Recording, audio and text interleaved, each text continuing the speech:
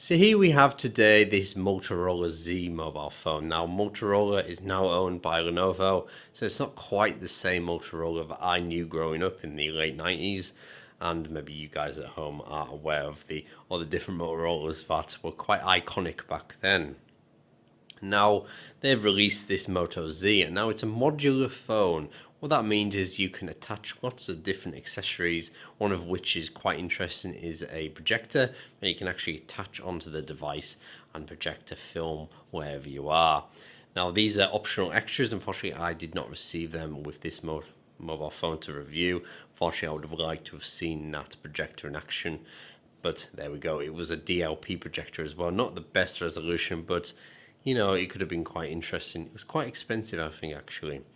So this is actually running Oreo. The specifications are pretty impressive as well. It's got 4 GB of RAM, as well as that Snapdragon 820 processor, which is quite a beefy processor for a mobile phone of this price point. Anyway, let's take a look at the Moto Z.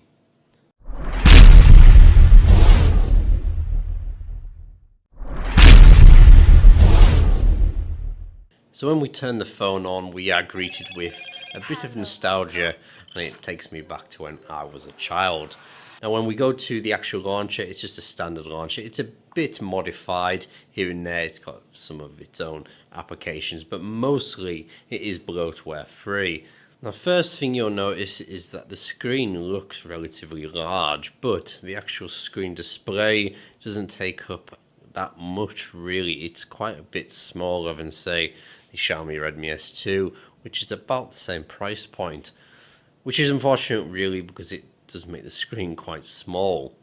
The Android operating system is 8.0. I would have liked to have seen a newer version, but it is what it is, and it performs pretty decent. I mean, it has a Snapdragon 820 processor along with 4 GB of RAM, and I believe this version has 64 GB of internal storage. Now, the performance of this phone is pretty darn good. That 820 Snapdragon is pretty good for the price, and as well as that we can see that reflected in the Antutu scores.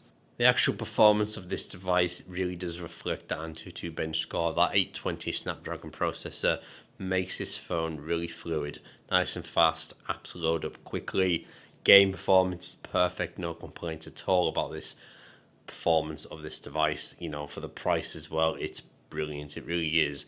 The one true negative point about this phone is that Motorola just haven't used all the screen space available to them. It just seems too small for this phone, and I would have liked to have seen a much bigger screen size on this device. So the actual phone itself, it's all metal body, as well as that it's really thin and incredibly lightweight. It feels really well made, it's solid, and it feels a much more premium phone as well. As well as that, we've got a rose gold one here, and it looks beautiful, it really does. But I do have a few issues about the actual design of the actual phone itself, such as this camera module on the back. It kind of sticks out, and if I place it down, it's kind of going to become scratched quite quickly.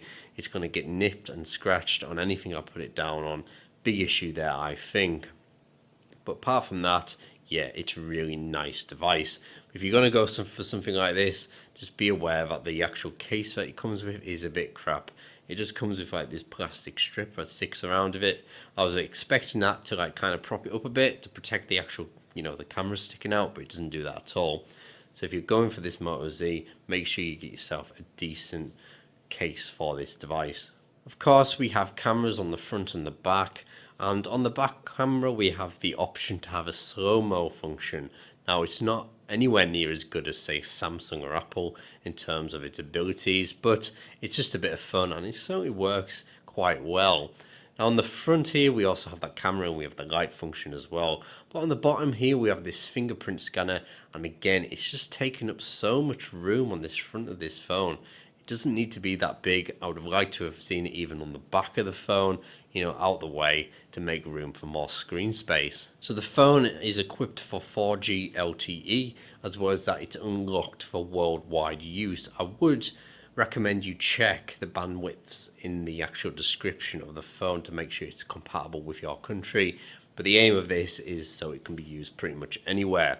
As well as that, it has dual SIM card tray as well as an ability to put in a SD card as well. So there's plenty of storage capabilities of this device. I mean, it comes with 64 gigabytes, which is pretty big in my opinion for a cheap phone like this. So this phone is what we would call a modular phone. There's not a lot of companies out there that have attempted this sort of device, but there is some interesting add-ons that this phone could have, such as a projector, which I would have been interested to actually have a go with. Unfortunately, they didn't send one to me to have a go with. It was a DLP projector as well. It was quite expensive though, so maybe not the best. Other things as well you can have a look at on the Motorola website, all the different add-ons, etc. But you know, you don't really need them to actually own this phone.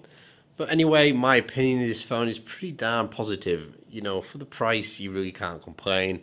You're getting that Snapdragon 820 processor, as well as 4 gigabytes of RAM and 64 gigabytes of internal storage. And of course, it's unlocked for worldwide use. My two issues was that screen size, as well as that pokey out camera on the back.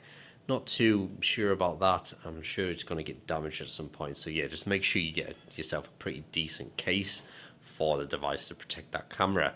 But apart from that, what a phone. It is brilliant for the money. Well built, all metal body construction, and yeah, not too many complaints there. Anyway, I really hope you enjoyed this video. Do make sure you check out the Redmi S2 by Xiaomi, as well as that Qbot P20. Both very good phones, very cheap as well, especially that Redmi S2.